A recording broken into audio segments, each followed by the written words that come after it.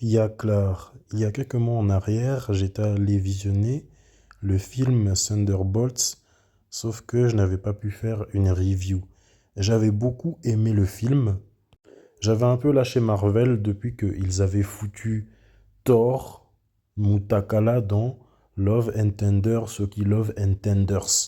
On commence l'histoire avec Yelena, qui est la jeune sœur de la regrettée Natasha Romanoff, qui est décédée et elle est très dépressive dans le film. Florence Pugh, c'est une actrice formidable, mais à chaque fois qu'elle incarne un personnage, on dirait qu'elle est toujours dépressive. Enfin, le personnage qu'elle incarne. Déjà dans Oppenheimer, elle est le deuxième bureau d'Oppenheimer et elle est très dépressive. De plus, elle a une relation assez compliquée avec son père, qui est le Red Guardian, et qui est Alexei Shostakov, et je ne me doutais pas qu'il était aussi fort physiquement. Il y a une scène dans le film où il devait sauver une jeune fille. Il y a un débris, un gros débris qui lui est tombé dessus. Ça lui est tombé sur le dos et il n'a eu aucun dégât. Il y a également une autre scène, mais c'est dans un autre film Marvel, où il est en train d'attraper un hélicoptère. Et là, c'est l'une de mes scènes préférées, où on voit l'étendue de sa force. Okay, hurry up. I'm coming. Okay, seatbelts. Why isn't Dad in the plane? He's coming, baby, he's coming.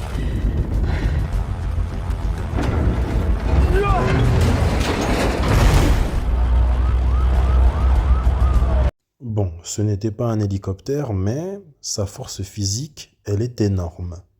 Si dans la version cinéma, Alexei Shostakov est le père de Natasha et de Yelena, dans les comics, Alexei et Natasha entretiennent une relation. Comme le veut la tradition dans les comics, un personnage peut être incarné par plusieurs personnes. Mais dans le comics, Alexei Shostakov et Natasha Romanoff entretiennent une relation. Il y a eu plusieurs Red Guardian, mais c'est celui-ci qui a eu une relation avec Natasha. Sauf que dans la version cinéma, c'est son père. Si ça, ce n'est pas de l'inceste. Et ça me rappelle, dans Batman Gotham by Gaslight, là où Batman doit à tout prix arrêter Jack l'Éventreur, qui est autre que le commissaire Gordon. En plus de ça, le commissaire Gordon et Barbara Gordon sont mari et femme, là où, en temps normal, ils sont père et fille.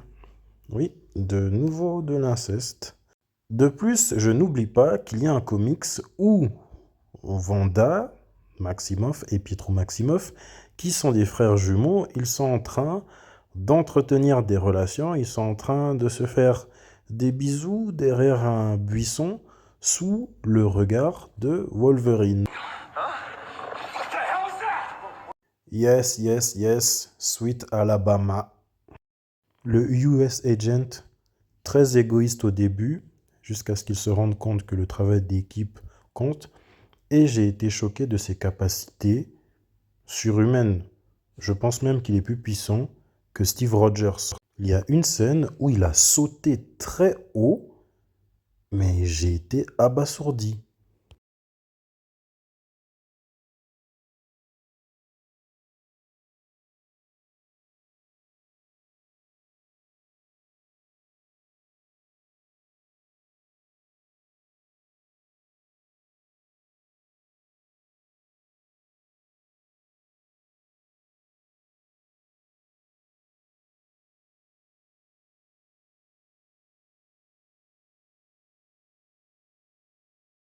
Bucky le soldat de l'hiver, rien à dire, toujours froid comme la glace, toujours ice, bras métalliques, pistolet au bras.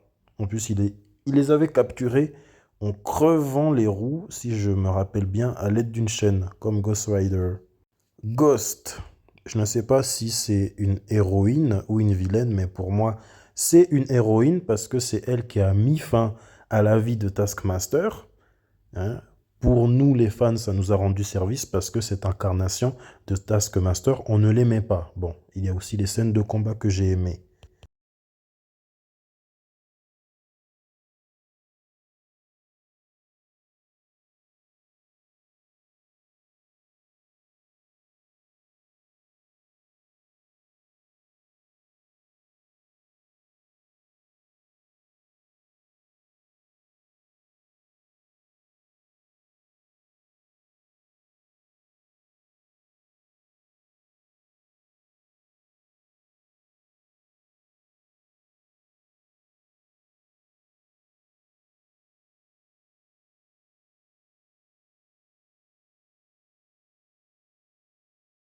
Taskmaster, que des zéros, que des zéros, que des zéros. Que des zéros, que des zéros.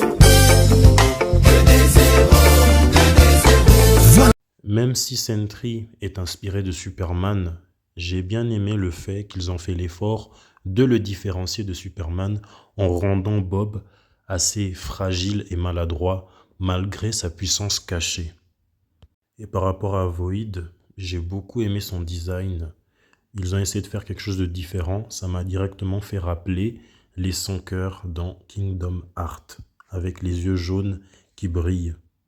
Pour terminer la vidéo, je vais juste faire un top 11, pas un top 10, mais un top 11 des super soldats de Marvel, parce qu'il y en a beaucoup, mis à part Captain America. 11e position, Red Guardian. D'ailleurs, Red Guardian, cette fraude, mérite bien sa place de 11e. J'ai cru qu'il était fort, mais ce n'est pas le cas. Et j'en ai vu des classements, il était toujours le 10e super soldat. Et ça me rappelle, dans ma série animée préférée de Marvel avec les Avengers, Secret Avengers, Avengers Assemble, il y a un épisode où les Avengers croisent les Guardians, qui sont soit les Avengers, mais de Russie. Et à un moment, Captain America veut sauver une maison qui est en train de glisser sur la neige. Donc, il prend son bouclier et celui de Red Guardian pour freiner la maison. Mais le bouclier de Red Guardian, comme il est fait de Nguanzu, il se brise.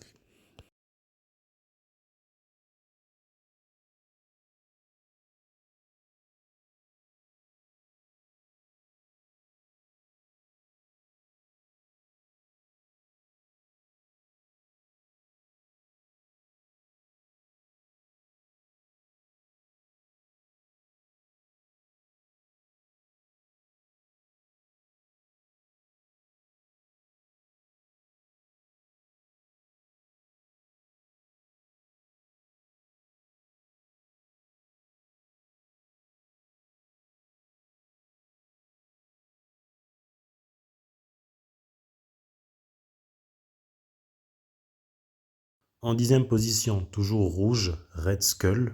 En 9e position, le coéquipier de Captain America, Winter Soldier. En 8e position, la némésis de Spider-Man, le bouffon vert. En 7e position, le premier Captain America noir qui a été oublié, Isaiah Bradley. En 6e position, l'homme qui représente l'Amérique, Captain America. En 5e position, une version instable de Captain America, c'est-à-dire US Agent. En 4e position, l'Abomination.